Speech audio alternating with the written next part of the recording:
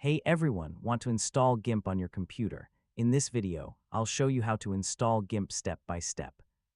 Yeah, whether you're using it for photo editing, graphic design, or digital art, this guide will help you get GIMP up and running in just a few minutes. First, open your web browser and visit the official GIMP website. From the homepage, look for the download section and choose the version that's compatible with your operating system. Make sure you download GIMP from the official website to get the latest and safest version. Once the installer has finished downloading, locate the file in your Downloads folder and double-click it to begin the installation process.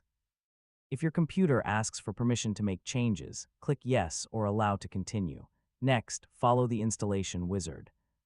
You can choose the default settings for a quick installation or select Custom if you want to change the installation location or other options.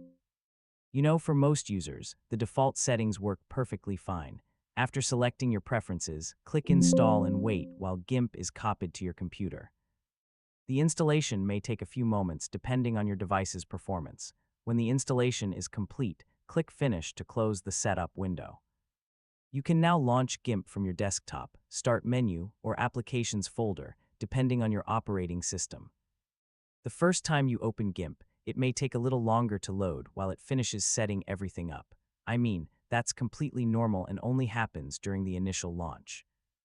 Once GIMP opens, you're ready to start creating and editing images. So, take a few minutes to explore the interface, create a new project, or open an existing image to begin learning the tools.